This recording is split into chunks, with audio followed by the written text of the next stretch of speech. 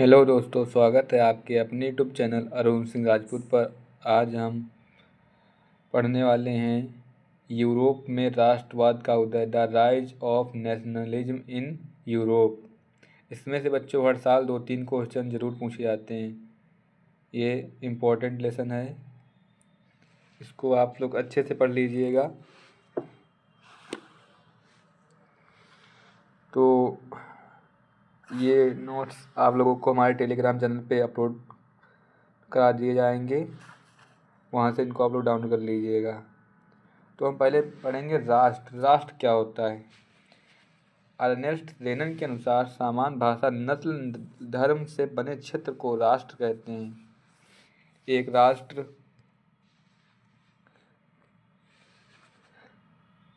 एक राष्ट्र लंबे प्रयासों, त्यागों और निष्ठा का चरम बिंदु होता है। राष्ट्र ऐसे लोगों का समूह है जो जाति, धर्म, भाषा, रीति रिवाज, इतिहास आदि के साझा कारण आपस में जुड़े हुए हैं, जिनका साझा सभ्याचार है, जिनके अंदर मनोवैज्ञानिक सद्भाव की भावना विकसित हुई है। अब हम जानेंगे राष्ट्रवाद क्या होता है। अपने राष्ट्र के प्रति प्रेम की भावना को राष्ट्रवाद कहते हैं। राष्ट्रवाद, नेशनलिज्म, यह विश्वास है कि लोगों का एक समूह इतिहास, परंपरा, भाषा, जाति या जातिवाद और संस्कृति के आधार पर स्वयं को एकीकृत करता है। इन सीमाओं के कारण वे इस निष्कर्ष पर पहुँचे हैं कि उन्हें अपने स्वयं के निर्णयों के आधार पर अपना स्वयं का संप्रभु राजनीतिक समुदाय राष्ट्र स्थापित करने का अधिकार है। अब हम जानेंगे नेपोलियन कौन था, नेपोलियन का जन्म कब और कहाँ हुआ। तो नेपोलियन का जन्म 15 अगस्त 1769 को हुआ। नेपोलियन एक महान सम्राट था जिसने अपने व्यक्तित्व एवं कार्यों से पूरे यूरोप के इतिहास को प्रभावित किया। अपनी योग्यता के बल पर 24 वर्ष की आयु में ही सेनापति बन गया। उसने कई युद्धों में फ्रांसीसी सेना को जीत दिलाई और अपार लोकप्रियता हासिल कर ली। फिर उसने पीछे मुड़कर नहीं देखा और फ्रांस का शासक बन गया। उदारवाद यानी लिबरलिज्म शब्द लातिनी भाषा के मूल शब्द लाइबर पर आधारित है, जिसका अर्थ है स्वतंत्रता। नए मध्यम वर्ग के लिए उदारवाद का अभिप्राय था व्यक्ति के लिए आज़ादी व कानून के समक्ष समानता। निरंकुशवाद का सामान्य अर्थ एक ऐसी सरकार या शासन व्यवस्था है जिसकी सत्ता पर किसी प्रकार का कोई अंकुश नहीं होता। इतिहास में ऐसी राजशाही सरकारों को निरंकुश सरकार कहते हैं, जो अत्यंत केंद्रीकृत, सैन्य बल पर आधारित और दमनकारी सरकारें होती हैं। जनमत संग्रह क्या था? एक प्रत्यक्ष मतदान जिसके द्वारा एक क्षेत्र की सारी जनता से किसी प्रस्ताव को स्वीकार या अस्वीकार करने के लिए पूछा जाता था। लोगों से पूछा जाता था कि ये इस प्रस्ताव को स्वीकार किया जाए या अस्वीकार किया जाए। जब लोग जो कहते थे वो होता था, उसे ही जनमत संग्रह कहते थे। यूटोपिया कल्पना आदर्श, एक ऐसे समाज की कल्पना जो इतना आदर्श है कि उसका साकार होना लगभग असंभव होता है। रोमानीवाद क्या था? रोमानीवाद एक संस्कृति आंदोलन था जो एक विशेष प्रकार की राष्ट्रीय भावना का विकास करना चाहता था। रोमानी कलाकारों तथा कवियों ने तर्क, वितर्क और विज्ञान पर बल देने के स्थान पर अंतर्दृष्टि और रहस्यवादी भावनाओं पर बल दिया। वह एक सामूहिक विरासत की अनुभूति और एक साझी सांस्कृतिक अतीत को राष्ट्र का धर्म बनाना चाहते थे। जुंकर्स क्या था? प्रशा की एक सामाजिक श्रेणी का नाम जिसमें बड़े बड़े जमींदार शामिल थे। राष्ट्रवाद के उदय के कारण निरंकुश शासन व्यवस्था, उदारवादी विचारों का प्रसार, स्वतंत्रता, समानता तथा बंधुत्व का नारा, शिक्षित मध्यम वर्ग की भूमिका। यूरोप में राष्ट्रवाद का क्रमिक विकास कैसे हुआ? तो फ्रांसीसी क्रांति हुई थी 1789 ईस्वी में। नागरिक संहिता बनी थी 1804 में और वीना की संधि हुई थी 1815 में। उदारवादियों की क्रांति 1848 में, जर्मनी का एकीकरण 1866 से 1871, इटली का एकीकरण 1869 से 1871, यूरोप में राष्ट्रवाद का निर्माण। किसी भी राष्ट्र के निर्माण के लिए एक सामूहिक पहचान, संस्कृति, परंपरा आदि का सामान होना जरूरी है। पॉइंट 2, यूरोप में अलग अलग समाज था, जैसे हैब्सबर्ग साम्राज्य में लोग जर्मन, अंग्रेजी, फ्रेंच, इटली आदि अलग अलग भाषाएं बोलते थे। यूरोपीय समाज की संरचना 19वीं शताब्दी के पहले। यूरोपियन समाज असमान रूप से दो भागों में विभाजित था। उच्च वर्ग, इसमें कुलीन वर्ग आते थे, और निम्न वर्ग कृषक वर्ग। उच्च वर्ग कम जनसंख्या, उच्च वर्ग तथा वर्चस्व जमाने वाला, जमींदार यानी ढेर सारे खेतों के मालिक, सभी अधिकार दिए जाते थे।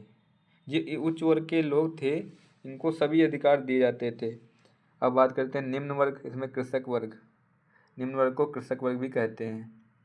अधिक जनसंख्या, निम्न वर्ग, जमीनहीन यानी या तो जमीन न थी या तो किराए पर रहते थे, किसी भी प्रकार के अधिकार नहीं दिए जाते थे, यानी यूरोपियन समाज असमान रूप से विभाजित। 19वीं शताब्दी के बाद एक नया वर्ग जुड़ गया, वह था नया मध्यम वर्ग। नया मध्यम वर्ग, इसमें सभी पढ़े लिखे लोग थे, जैसे शिक्षक, डॉक्टर, उद्योगपति, व्यापारी आदि। जो ये आपका नया मध्यम वर्ग था, इसमें सभी लोग पढ़े लिखे थे। इसमें शिक्षक आते थे, आपके डॉक्टर आते थे, उद्योगपति आते थे, व्यापारी आते थे। पढ़े लिखे होने के नाते उन्होंने एक समान कानून की मांग की, यानी उदारवादी राष्ट्रवाद चाहा। अब ये उदारवादी राष्ट्रवाद क्या होता है, इसके बारे में जान लेते हैं। इस उदारवादी राष्ट्रवाद के चलते राष्ट्रवाद का विचार सब जगह फैलने लगा। इसी वजह से 1789 में फ्रांस की क्रांति हुई। इससे एक राज्य के अंदर जो भी नियंत्रण चीज़ों तथा पूंजी के आगमन पर था, उसे खत्म कर दिया गया। लेकिन अलग अलग राज्यों के बीच के नियंत्रण यानी सीमा शुल्क को खत्म नहीं कर पाया। इसके लिए एक संगठन बनाया गया जिसका नाम था जॉल-वेराइन। जितने भी शुल्क अवरोध थे उसे समाप्त कर दिया गया। जो ये संगठन बना था उसने जितने भी शुल्क अवरोध थे उसे समाप्त कर दिया। मुद्राओं की संख्या 2 कर दी, इससे पहले 30 से ज़्यादा थी। नेपोलियन के समय केवल पुरुष जिनके पास धन है वही वोट दे सकते थे। जॉल-वेराइन क्या था? जॉल-वेराइन यह एक जर्मन शुल्क संघ था जिसमें अधिकांश जर्मन राज्य शामिल थे। यह जर्मन शुल्क संघ था जिसमें अधिकांश जर्मन राज्य शामिल थे। यह संघ 1834 में प्रशा की पहल पर स्थापित हुआ था। इसमें विभिन्न राज्यों के बीच शुल्क अवरोधों को समाप्त कर दिया गया था और मुद्राओं की संख्या 2 कर दी गई, जो पहले 20 से भी अधिक थी। यह संघ जर्मनी के आर्थिक एकीकरण का प्रतीक था। यूरोप में राष्ट्रवाद। 19वीं शताब्दी में यूरोपीय महाद्वीप में राष्ट्रवाद नेशनलिज्म की एक लहर चली जिसने यूरोपीय देशों का कायाकल्प कर दिया। जर्मनी, इटली, रोमानिया आदि नवनिर्मित देश कई क्षेत्रीय राज्यों को मिलाकर बनी जिनकी राष्ट्रीय पहचान समान थी। यूनान, पोलैंड, बल्गारिया आदि स्वतंत्र होकर राष्ट्र बन गए। 1789 की फ्रांसीसी क्रांति। 1789 की फ्रांसीसी क्रांति राष्ट्रवाद की पहली स्पष्ट अभिव्यक्ति थी। इसने फ्रांस में राजतंत्र समाप्त कर प्रभुसत्ता फ्रांसीसी नागरिकों को सौंपी। इस क्रांति से पहले फ्रांस एक ऐसे राज्य था जिसके संपूर्ण भूभाग पर एक निरंकुश राजा का शासन था।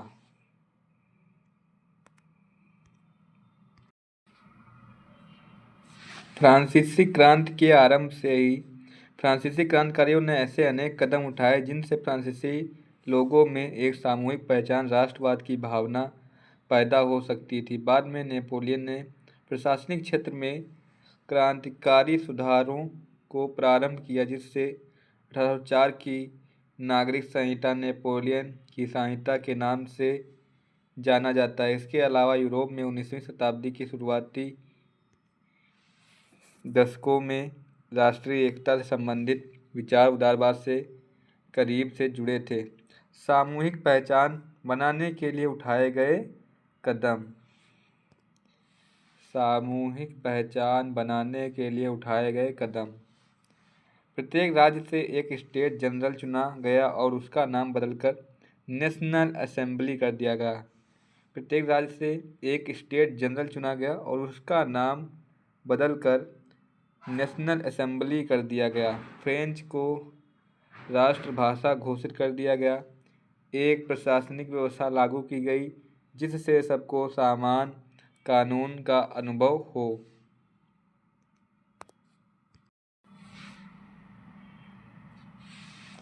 आंतरिक आयात निर्यात सीमा शुल्क समाप्त कर दिया गया और भार तथा माप की एक समान व्यवस्था लागू की गई। स्कूल और कॉलेज की छात्राओं द्वारा भी समर्थन के रूप में क्लब का गठन किया गया, जिनका नाम दिया गया जैकोबिन क्लब। फ्रांस की आर्मी ने समर्थन के तौर पर हर विदेशी क्षेत्र में भेज दिए गए, जिससे राष्ट्रवादी भावना और बढ़ती चली गई। फ्रांसीसी क्रांति एवं राष्ट्रवाद की विशेषताएं। संविधान आधारित शासन, समानता, स्वतंत्रता, बंधुत्व जैसे विचार। नया फ्रांसीसी स्वतंत्रता, बंधुत्व जैसे विचार। नया फ्रांसीसी तिरंगा झंडा। नेशनल असेंबली का गठन। आंतरिक आयात निर्यात शुल्क समाप्त। माप तौल की एक समान व्यवस्था। फ्रेंच को राष्ट्र की साझा भाषा बनाया गया। नेपोलियन का शासनकाल। नेपोलियन का शासनकाल। जब नेपोलियन फ्रांस पर अपना शासन चलाना शुरू किया तो उन्होंने प्रजातंत्र को हटाकर उन्हें राजतंत्र को स्थापित कर दिया। नेपोलियन के समय ही व्यापार, आवागमन एवं संचार में बहुत ज़्यादा विकास हुआ। राष्ट्रवादी विचार को बांटने के लिए उन्होंने कुछ क्षेत्रों में कब्जा कर लिया और कर को बढ़ाना और जबरन भर्ती जैसे अनेक कानून व्यवस्था स्थापित कर दिया। 1804 की नेपोलियन संहिता, नागरिक संहिता, इसे 1804 में लागू किया गया। इसने जन्म पर आधारित विशेषाधिकारों को समाप्त कर दिया। इसने न केवल न्याय और के समक्ष समानता स्थापित की, बल्कि संपत्ति के अधिकारों को भी सुरक्षित किया। 1804 की नागरिक संहिता की विशेषताएं। जो ये नागरिक संहिता बनी थी, इसे सिविल कोड के भी नाम से जाना जाता है। इसकी विशेषताएं की क्या थी? इसकी विशेषताएं थी जन्म पर आधारित विशेषाधिकारों को समाप्ति। जो जन्म पर विशेषाधिकार प्राप्त थे उसको इसने समाप्त किया, जो है सिविल कोड बना था। कानून के सामने समानता एवं संपत्ति को अधिकार को सुरक्षित किया गया। प्रशासनिक विभाजनों को सरल बनाया गया। सामंती व्यवस्था को समाप्त किया गया। सामंती व्यवस्था को समाप्त किया गया। किसानों के भू दासत्व और जागीरदारी शुल्कों से मुक्ति। शहरों में कारीगरों की श्रेणी संघों के नियंत्रणों को हटा दिया गया। जागीरदारी प्रथा क्या थी? जागीरदारी प्रथा, इसके तहत किसानों को जमींदारी और उद्योगपतियों द्वारा तैयार सामान का कुछ हिस्सा कर के रूप में सरकार को देना पड़ता था। रूढ़िवाद। रूढ़िवाद क्या था? रूढ़िवाद ऐसा राजनीतिक दर्शन जो परंपरा स्थापित संस्थानों और रिवाजों पर जोर देता है और तेज बदलाव की बजाय क्रमिक और धीरे धीरे विकास को प्राथमिकता देता है। 1815 के उपरांत यूरोप में रूढ़िवाद। 1815 में नेपोलियन की हार के उपरांत यूरोप की सरकारों का झुकाव पुनः रूढ़िवाद की तरफ बढ़ गया। इसके बाद यूरोपीय सरकार पारंपरिक संस्थाएं और परिवार को बनाए रखना चाहते थे। इसके लिए उन्होंने नेपोलियन के समय जितने भी बदलाव हुए थे उन सब को ख़त्म कर दिया गया, जिसके लिए एक समझौता किया गया जिसका नाम था वियना समझौता या वियना संधि।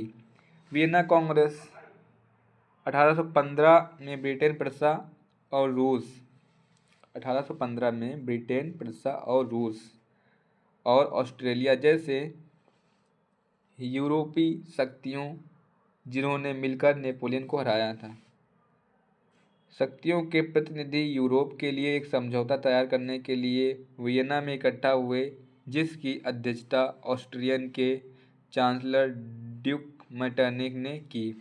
संधि के तहत मुख्य 3 निर्णय लिए गए। पहला, फ्रांस की सीमाओं पर कई राज्य कायम कर दिया गया था कि भविष्य में फ्रांस अपना विस्तार न कर सके। पहला यह था कि फ्रांस की सीमाओं पर कई राज्य कायम कर दिया गया था कि भविष्य में फ्रांस अपना विस्तार न कर सके। पॉइंट नंबर 2, फ्रांसीसी क्रांति के दौरान हटाए गए बूर्बो वंश को सत्ता में बहाल किया गया, यानी कि उसको फिर से लाया गया। तीसरा, राजतंत्र को जारी रखा गया। 1815 की वियना संधि की विशेषताएं। फ्रांस में बूर्बो राजवंश की पुनर्स्थापना। इसका मुख्य उद्देश्य यूरोप में एक नई रूढ़िवादी व्यवस्था कायम करना था। फ्रांस ने उन इलाकों पर से आधिपत्य खो दिया जो उसने नेपोलियन के साथ में जीते थे। फ्रांस के सीमा विस्तार पर रोक के हेतु नए राज्यों की स्थापना। यूरोप में क्रांतिकारी यूरोपियन सरकार के इन सारे निर्णय के विरोध में क्रांतिकारी ने जन्म लिया। क्रांतिकारी ने अंदर ही अंदर कुछ खुफिया समाज का निर्माण किया, जिनका मुख्य मकसद लक्ष्य था राष्ट्रवाद को बढ़ावा देना, वियना संधि की विरोध करना, स्वतंत्रता के लिए लड़ना, भूख, कठिनाई और जन विद्रोह। भूख, कठिनाई और जन विद्रोह। 1830 को कठिनाइयों का महान साल भी कहा जाता है। कारण, जबरदस्त जनसंख्या वृद्धि, लोग गांव से शहर की ओर रुख कर दिए, बेरोजगारी में वृद्धि, गरीबी में वृद्धि। इसी साल के दौरान फसल बर्बाद हो गई, जिसने खाने की सामग्री की कीमत बढ़ने लगी और छोटे छोटे फैक्ट्रियां बंद होने लगी। खाने पीने की कमी और व्यापक बेरोजगारी, इन सभी कारणों से लोगों ने सरकार के खिलाफ विद्रोह कर दिया। लोग सड़कों पर उतर आए, जगह जगह अवरोध लगाया गया, जिसे कृषक विद्रोह के नाम से जाना गया, जिससे यूरोपियन सरकार को गणतंत्र राज्य घोषित कर दिया गया। गणतंत्र के बाद कानून में आए बदलाव।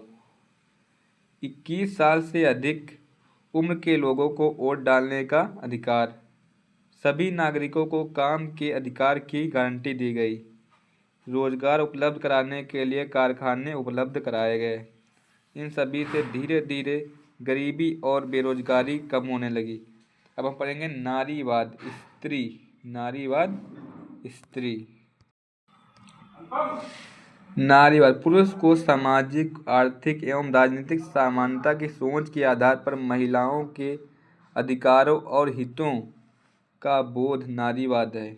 क्या होता है? पुरुष को सामाजिक, आर्थिक एवं राजनीतिक समानता की सोच के आधार पर महिलाओं के अधिकारों और हितों का बोध नारीवाद है। विचारधारा एक खास प्रकार की सामाजिक एवं राजनीतिक दृष्टि को इंगित करने वाली विचारों का समूह। विचारधारा क्या है? एक खास प्रकार की सामाजिक एवं राजनीतिक दृष्टि को इंगित करने वाले विचारों का समूह है। पढ़ेंगे जर्मनी और इटली का निर्माण। जर्मनी और इटली का निर्माण। जर्मनी का एकीकरण। जर्मनी का एकीकरण 1848 में यूरोपियन सरकार ने बहुत कोशिश की कि वे जर्मनी का एकीकरण कर दें, परंतु वह ऐसा नहीं कर पाए, क्योंकि राष्ट्र निर्माण की यह उदारवादी पहल राजशाही और भोज की ताकत ने मिलकर दबा दी। इसके बाद प्रशा ने यह भार अपने ऊपर लेते हुए कहा कि वे जर्मनी का एकीकरण करके ही रहेंगे। उस समय प्रशा का मुख्यमंत्री ऑटो वन बिस्मार्क था। प्रशा ने एक राष्ट्रीय एकीकरण के आंदोलन का नेतृत्व किया। 7 वर्षों के दौरान ऑस्ट्रिया, डेनमार्क और फ्रांस के 3 युद्ध में प्रशा की जीत हुई और एकीकरण की प्रक्रिया पूरी हुई। 1871 में केसर विलियम प्रथम को नए साम्राज्य का राजा घोषित किया गया। जर्मनी के एकीकरण ने यूरोप में प्रशा को महाशक्ति के रूप में स्थापित किया। नए जर्मन राज्य में मुद्रा, बैंकिंग एवं न्यायिक व्यवसायों के आधुनिकीकरण पर जोर दिया गया। इटली का एकीकरण पढ़ेंगे अब। इटली का एकीकरण। इटली 7 राज्यों में बटा हुआ था। इटली जो था वो 7 राज्यों में बटा हुआ था। 1830 के दशक में जूसेप्पे मैज़नी ने इटली के एकीकरण के लिए कार्यक्रम प्रस्तुत किया। 1830 एवं 1848 के क्रांतिकारी विद्रोह सफल हुए। 1859 फ्रांस में से सार्डिनिया पिडमोंट ने एक चतुर कूटनीतिक संधि की जिसके माध्यम से उसने ऑस्ट्रियाई बलों को हरा दिया। 1861 में इमैनुएल द्वितीय को एकीकृत इटली का राजा घोषित किया गया। जूसेप्पे मैज़नी। अब जूसेप्पे मैज़नी कौन था इसके बारे में पढ़ेंगे। जूसेप्पे मैज़नी का जन्म 1807 में जेनोवा में हुआ था और कुछ समय पश्चात वह कार्बोनारी में गुप्त संगठन के सदस्य बन गए। 24 साल की युवा अवस्था में से लिगुरिया में क्रांति करने के लिए उन्हें 1831 में देश निकाला दे दिया गया। यह गलत है भाई, देश से निकाल दिया गया। तत्पश्चात उन्होंने 2 और भूमिगत संगठनों की स्थापना की। पहला था मार्सेई में यंग इटली और दूसरा बर्न में यंग यूरोप। मैज़नी द्वारा राजतंत्र का जोरदार विरोध एवं उसके प्रजातांत्रिक सपनों ने रूढ़िवादियों के मन में भय भर दिया। मैटरनी ने उससे हमारी सामाजिक व्यवस्था का सबसे खतरनाक दुश्मन बताया। अब पढ़ेंगे काउंट कैमिलो दे काउर। ये कौन था। तो Count Camillo de Cavour Sardinia Piedmont का प्रमुख मंत्री था। इटली के प्रदेशों को एकीकृत करने वाले आंदोलन का नेतृत्व किया। हालांकि यह स्वयं न तो एक क्रांतिकारी था और न ही जनतंत्र में विश्वास करने वाला था। फ्रांस के साथ की गई चतुर संधि के पीछे काउर का हाथ था, जिसके कारण ऑस्ट्रिया को हराया जा सका एवं इटली का एकीकरण संभव हो सका। जूसेप्पे गैरिबाल्डी वह नियमित सेना का सदस्य का हिस्सा नहीं था। उसने इटली के एकीकरण के लिए सशस्त्र स्वयंसेवकों का नेतृत्व किया। 1860 में वे दक्षिण इटली और 2 सिसिलियों के राज्य में प्रवेश कर गए और स्पेनी शासकों को हटाने के लिए स्थानीय किसानों का समर्थन पाने में सफल रहे। उसने दक्षिणी एवं इटली एवं सिसिलियों को राजा इमैनुएल द्वितीय को सौंप दी और इस प्रकार इटली का एकीकरण संभव हो सका। ब्रिटेन में राष्ट्रवाद। अब ब्रिटेन में राष्ट्रवाद पढ़ेंगे हम। औद्योगिक क्रांति के बाद ब्रिटेन की आर्थिक शक्ति बहुत ज़्यादा बढ़ गई थी।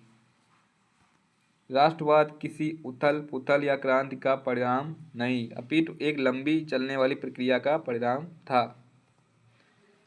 18वीं शताब्दी से पूर्व ब्रिटेन एक राष्ट्र राज्य नहीं था। ब्रिटेन साम्राज्य में अंग्रेज, वेल्श, स्कॉट या आयरिश जैसे ढेर सारा समाज था जिसे निर्जातीय कहते थे। आंगल आंगल राष्ट्र ने अपनी शक्ति में विस्तार के साथ साथ अन्य राष्ट्रों व द्वीप समूहों पर विस्तार आरंभ किया। 1688 में संसद ने राजतंत्र से शक्तियों को ले लिया। 1707 में इंग्लैंड और स्कॉटलैंड को मिलाकर यूनाइटेड किंगडम ऑफ ब्रिटेन का गठन किया गया। 1789 में हुए सफल विद्रोह के बाद 1801 में आयरलैंड को बलपूर्वक यूनाइटेड किंगडम में शामिल कर लिया गया। नए ब्रिटेन के प्रतीक चिन्हों को खूब बढ़ावा दिया गया। बाल्कन समस्या गैर थी, ये बाल्कन समस्या पढ़ेंगे। बाल्कन भौगोलिक एवं निर्जातीय रूप से विभिन्नताओं का क्षेत्र था, जिसमें आधुनिक रोमानिया, बल्गारिया, अल्बेनिया, ग्रीस, मकदूनिया, क्रोएशिया, स्लोवानिया, सर्बिया आदि शामिल थे।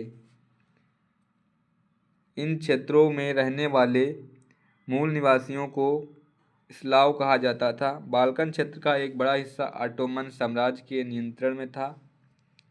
बाल्कन राज्य में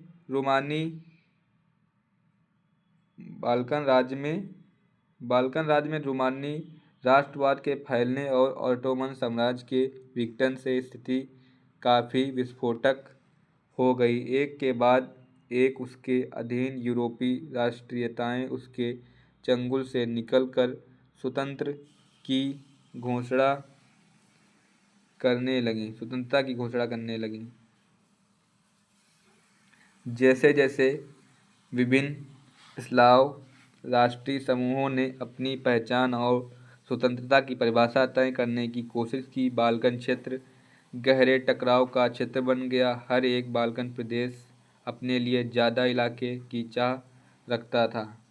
इस समय यूरोपीय शक्तियों के बीच इस क्षेत्र पर कब्जा जमाने के लिए यूरोपीय शक्तियों के मध्य जबरदस्त प्रतिस्पर्धा रही, जिससे यह समस्या गहराती चली गई व जिस कारण यहाँ विभिन्न युद्ध हुए, जिसकी परिणति प्रथम विश्व युद्ध के रूप में हुई। साम्राज्यवाद, अब पढ़ेंगे हम लोग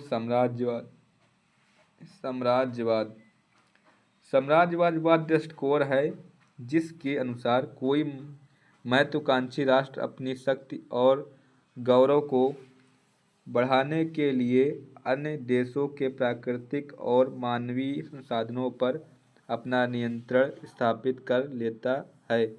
यह हस्तक्षेप राजनीतिक, आर्थिक, सांस्कृतिक या अन्य किसी भी प्रकार का हो सकता है। प्रोफेसर शर्मा के अनुसार साम्राज्यवाद शक्ति तथा हिंसा का प्रयोग करके विदेशी शासन को किसी भी देश पर लागू करना है। C.D. बर्नस के अनुसार विभिन्न देश और जातियों पर एक समान कानून व शासन व्यवस्था लागू करना साम्राज्यवाद है। रिचर्ड सदन के शब्दों में, साम्राज्यवाद ऐसी राष्ट्रीय नीति है जो दूसरे देश अथवा उसकी संपत्ति पर अपनी शक्ति अथवा नियंत्रण का विस्तार करना चाहती है। साम्राज्यवाद की विशेषताएं क्या थी? अब उनकी विशेषताएं पढ़ेंगे साम्राज्यवाद की। साम्राज्यवाद अपने राज्य की सीमाओं में वृद्धि करने में विश्वास करता है।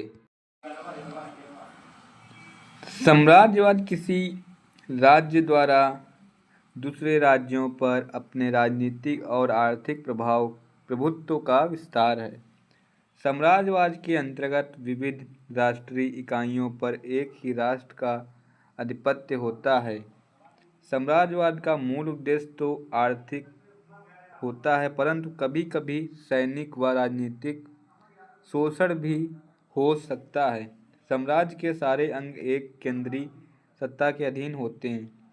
साम्राज्यवाद स्थापित करने वाले देश के पास अधीनस्थ राज्यों की उपेक्षा तकनीकी दृष्टि से उत्कृष्ट कोटि के अस्त्र शस्त्र, रणनीतिक कौशल, अधिक पूंजी और उत्पादन के उन्नत साधन होते हैं। साम्राज्यवादी देश केवल अपने हितों का ही ध्यान रखता है और अपने अधीन देशों का शोषण करता है। साम्राज्यवादी देश अपने हितों की रक्षा और बढ़ोतरी के लिए सब प्रकार के अनुचित साधनों का प्रयोग करता है। साम्राज्यवाद का संबंध राष्ट्र की विदेश नीति से है। साम्राज्यवाद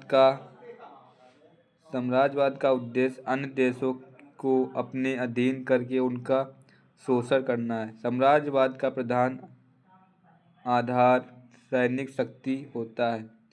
रूपक: जब किसी अमूर्त विचार जैसे लालच, स्वतंत्रता, ईर्ष्या, मुक्ति को किसी व्यक्ति या किसी चीज के जरिए इंगित किया जाता है तो रूपक कहते हैं।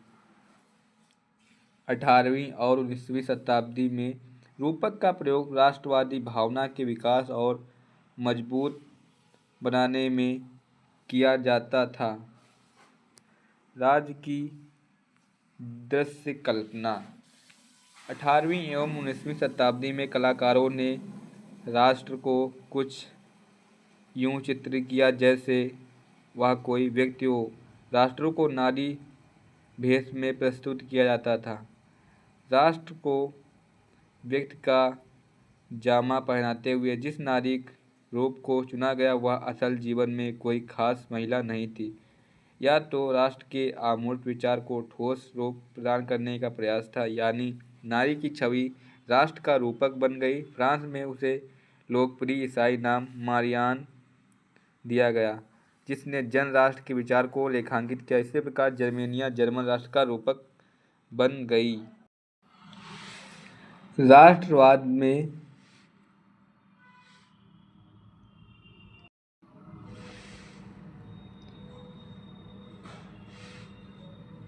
राष्ट्रवाद के उदय में महिलाओं का योगदान: राजनैतिक संगठन का निर्माण,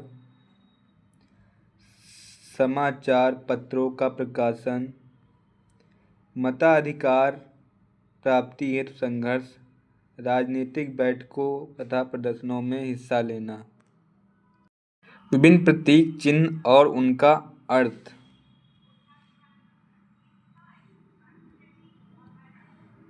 प्रतीक महत्व: टूटी हुई बेड़ियां,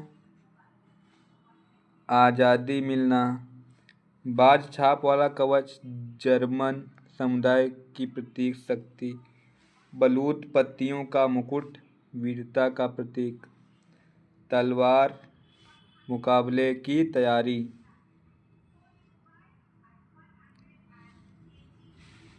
तलवार पर लिपटी जैतून की डाली, शांति की चाह, काला, लाल और सुनहरा तिरंगा, उदारवादी राष्ट्रवादों का झंडा, उगते सूर्य की किरणें, एक नए युग की शुरुआत।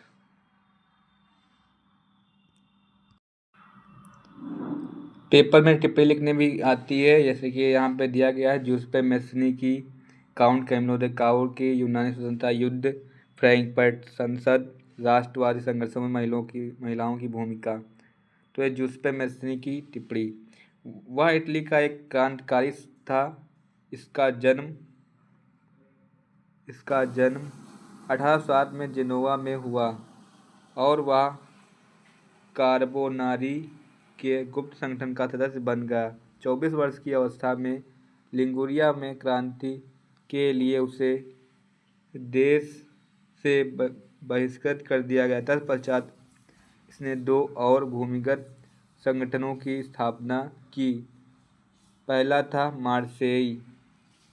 मार्सेई में यंग इटली और दूसरा बर्न में यंग यूरोप, जिसके सदस्य पोलैंड, फ्रांस, इटली और जर्मन राज्यों में समान विचार रखने वाले युवा थे। मैस्सिनी का विश्वास था कि ईश्वर की मर्जी के अनुसार राष्ट्र ही मनुष्यों की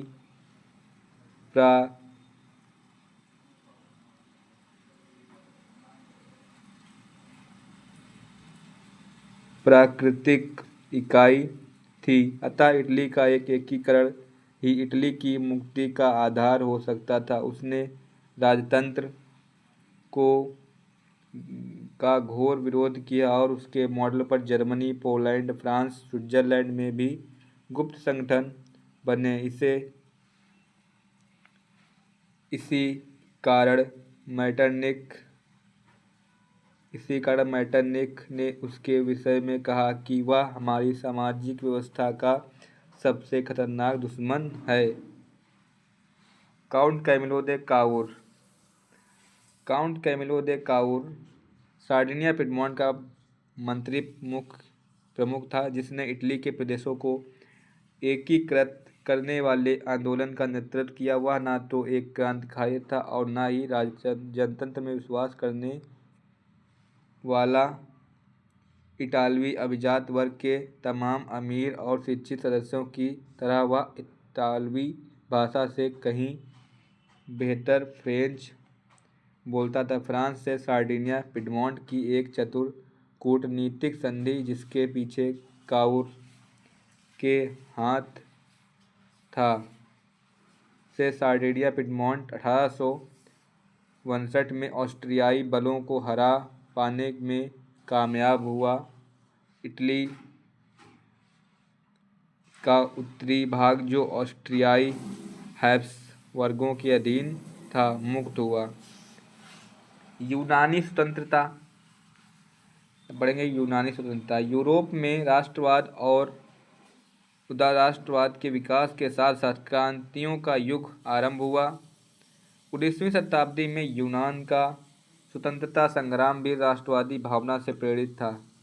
यूनान के स्वतंत्रता संग्राम ने यूरोप के शिक्षित अभिजात वर्ग में राष्ट्रीयता की भावना का संचार किया। यूनान 15वीं शताब्दी से ही ऑटोमन साम्राज्य के अंतर्गत था। यूरोप में क्रांतिकारियों राष्ट्रवादी की प्रगति से यूनान के लोगों में राष्ट्रीयता की भावना का विकास हुआ। 1821 ईस्वी में यूनानियों का स्वतंत्रता संग्राम प्रारंभ हुआ। यूनान के राष्ट्रवादी नेताओं को निष्कासित कर दिया गया था। इन नेताओं ने यूरोप के देशों को यूनान की समस्याओं तथा अत्याचारों से अवगत कराया। पश्चिमी यूरोप के लोगों का समर्थन यूनानी स्वतंत्रता सेनानियों को प्राप्त था। इसका कारण यह था कि प्राचीन यूनानी संस्कृति के प्रति सहानुभूति की भावना कवियों और कलाकारों ने यूनान को यूरोपीय सभ्यता का मुख्य आधार बताया तथा यूनान के प्राचीन गौरव को स्थापित करने तथा मुस्लिम साम्राज्य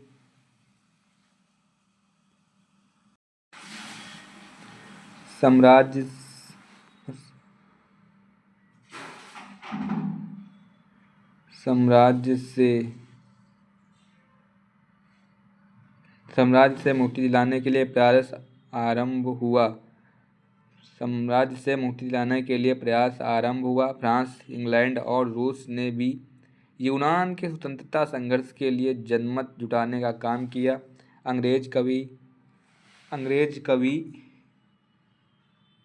लॉर्ड बायरन ने धन एकत्र किया और बाद में युद्ध में भी शामिल हुए, लेकिन दुर्भाग्यवश 1824 ईस्वी में बुखार से उनकी मृत्यु हो गई। अंत में 1832 ईस्वी में कुस्तुनतुनिया की संधि ने यूनान का स्वतंत्र राष्ट्र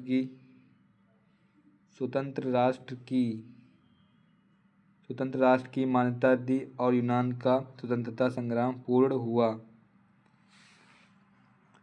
फ्रैंकफर्ट संसद जर्मन इलाकों में बड़ी संख्या में राजनीतिक संगठनों ने फ्रैंकफर्ट शहर में मिलकर एक सर्व जर्मन नेशनल असेंबली के पक्ष में मतदान का फैसला किया। 18 मई 1848 को 1831 निर्वाचित प्रतिनिधियों ने एक सजे धजे जुलूस में जाकर फ्रैंकफर्ट संसद में अपना स्थान ग्रहण किया। यह संसद सेंट पॉल चर्च में आयोजित हुई।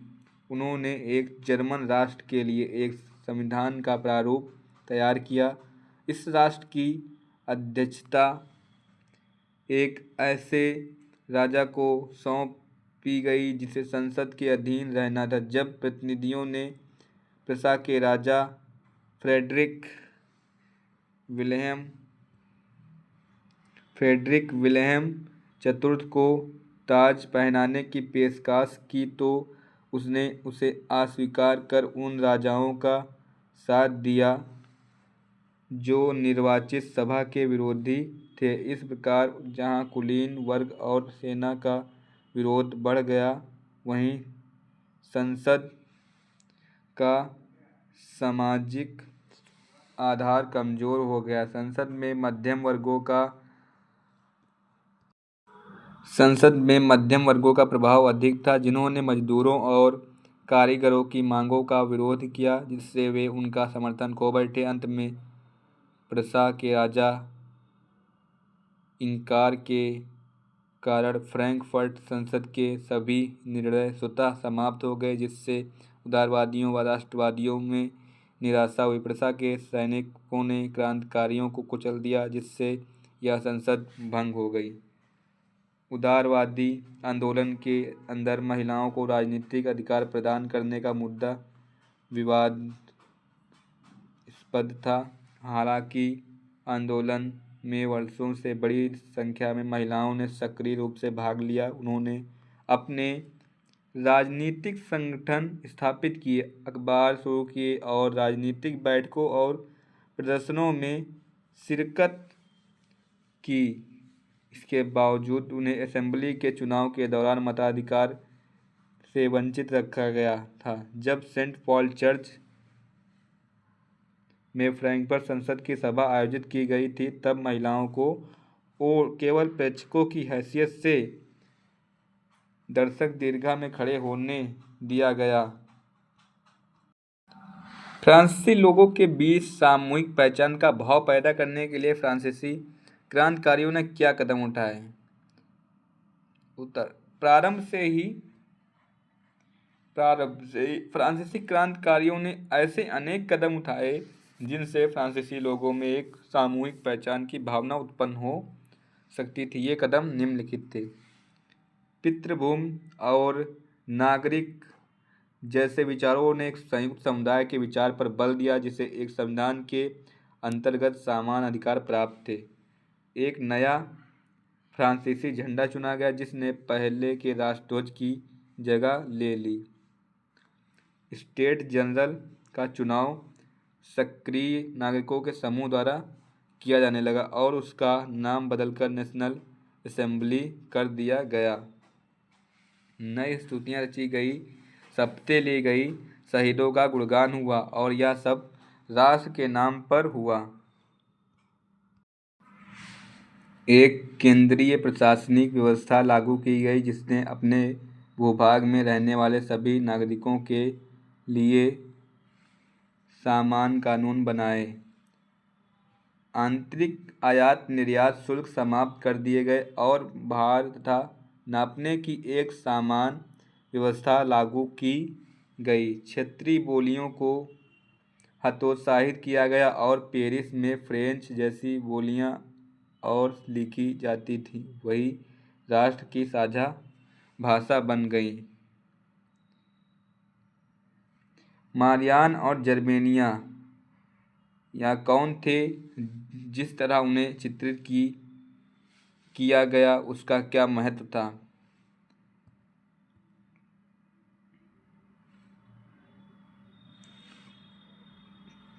फ्रांस की क्रांति के दौरान कलाकारों ने स्वतंत्रता, न्याय और गणतंत्र जैसे विचारों को व्यक्त करने के लिए नारी रूपक का प्रयोग किया। मारियान और जर्मेनिया की छवि राष्ट्र रूपक बन गई।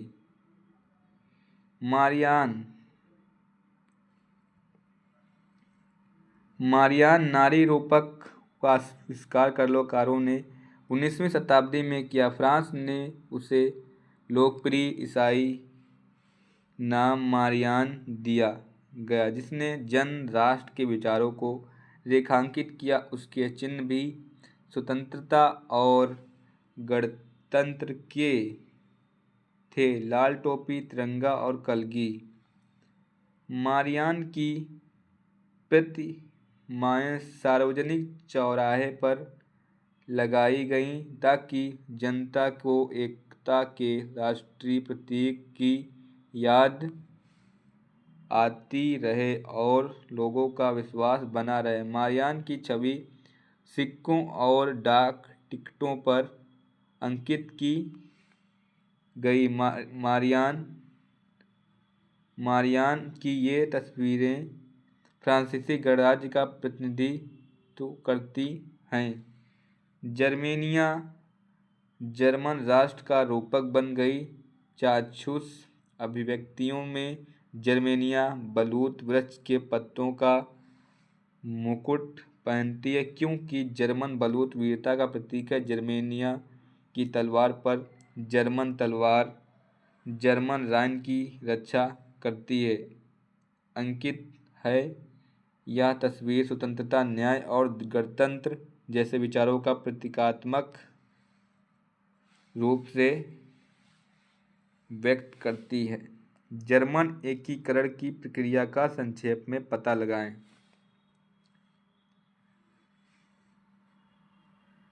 सन 1848 ईस्वी के यूरोप में राष्ट्रवाद का स्वरूप बदलने लगा था और यह जनतंत्र एवं क्रांति के सैलाब से दूर हो गया था। राज्य की सत्ता को बढ़ाने और पूरे यूरोप पर राजनीतिक प्रभुत्व प्राप्त करने के लिए रूढ़िवादियों ने अक्सर राष्ट्रवादी भावनाओं का प्रयोग किया। उस समय जर्मनी तथा इटली के एकीकृत होने की प्रक्रिया जितनी कठिन थी उतनी ही भयावह भी थी। इस प्रक्रिया के बाद ही इटली तथा जर्मनी राष्ट्र राज्य बन सके थे।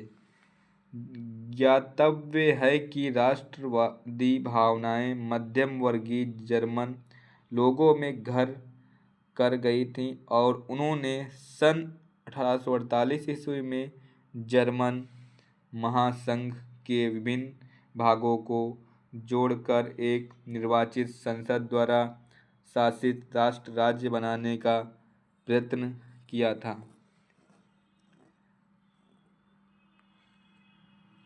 मगर राष्ट्र निर्माण की यह उदारवादी पहल राजशाही और फौजी की शक्ति ने मिलकर दबा दी, जिनका प्रशा के बड़े भूस्वामियों ने भी समर्थन किया। उसके पश्चात प्रशा ने राष्ट्रीय एकीकरण के आंदोलन की बागडोर संभाली।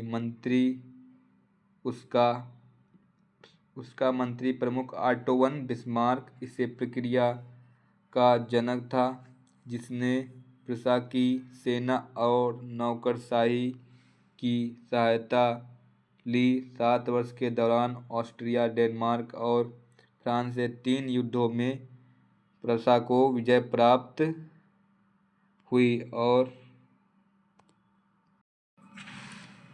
एकीकरण की प्रक्रिया पूरी हुई। जनवरी 1871 में वर्साय में हुए एक समारोह में प्रशा के राजा विलियम प्रथम को जर्मनी का सम्राट घोषित किया गया। जनवरी 1871 ईस्वी को प्रातः कड़ाके की सर्दी पड़ रही थी। ऐसे मौसम में वर्साय का शीश महल, जो कि पहले से ही बेहद सर्द रहता था, जर्मन राजकुमारों, सेना के प्रतिनिधियों और मंत्री प्रमुख ऑटो वन बिस्मार्क सहित प्रशा के महत्वपूर्ण मंत्रियों ने एक सभा का आयोजन किया। सभा ने प्रशा के काइजर विलियम प्रथम के नेतृत्व में नए जर्मन साम्राज्य की घोषणा की। प्रशा राज्य की शक्ति के प्रभुत्व के दर्शन जर्मनी में उसके राष्ट्रवाद निर्माण की प्रक्रिया में पूरे हुए।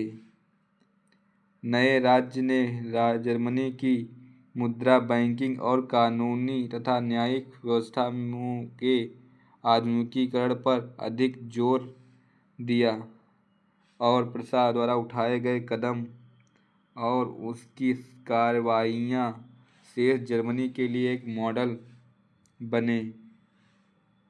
प्रश्न नंबर 5,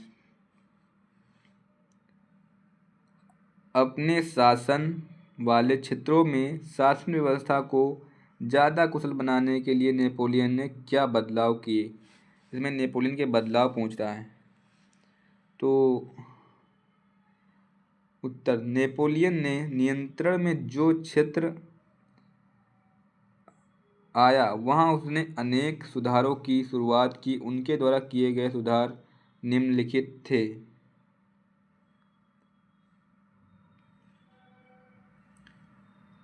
प्राचीन सामाजिक, राजनैतिक, धार्मिक व्यवस्था को नष्ट किया गया।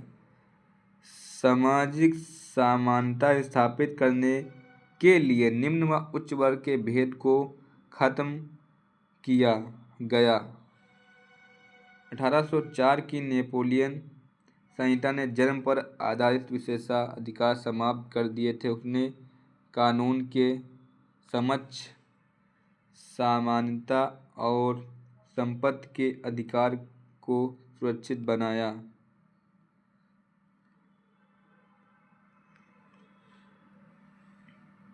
समान कर प्रणाली लागू की गई। प्रतिष्ठा मंडल की स्थापना करके विद्वानों, कलाकारों एवं देशभक्तों को सम्मानित किया गया।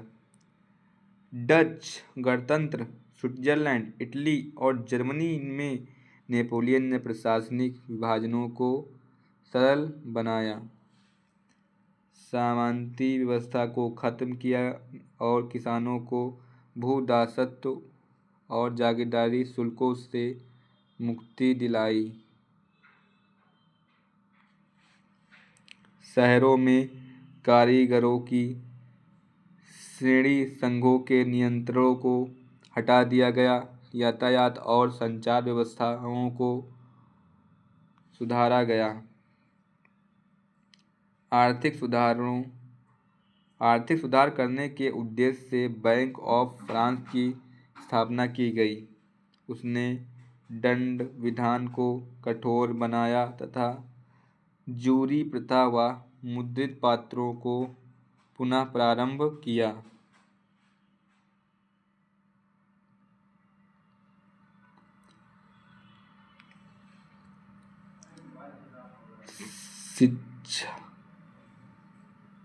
शिक्षा की उन्नति के लिए यूनिवर्सिटी ऑफ फ्रांस की स्थापना की, जहां लैटिन, फ्रेंच भाषा, साधारण विज्ञान व गणित की मुख्य तौर पर शिक्षा दी जाती थी। कैथोलिक धर्म को राजधर्म बनाया। इस प्रकार किसानों, कारीगरों, मजदूरों और नए उद्योगपतियों ने नई मिली आज़ादी को चखा। तो दोस्तों, जो नेपोलियन था उसने कुछ अच्छे भी कार्य किए और कुछ बुरे भी कार्य किए। उसने जनता के लिए बहुत सारे अच्छे कार्य भी किए थे, जैसे उसने जागीरदारी प्रथा को समाप्त किया था।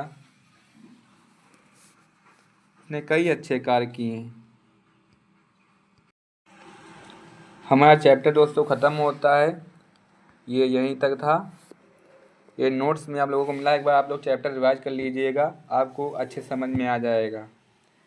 अगर आप लोगों को हमारी वीडियो अच्छी लगती है तो वीडियो को लाइक करें, जितना हो सके उतना शेयर करें और चैनल को सब्सक्राइब करें। मिलते हैं अगले वीडियो में, तब तक के लिए धन्यवाद।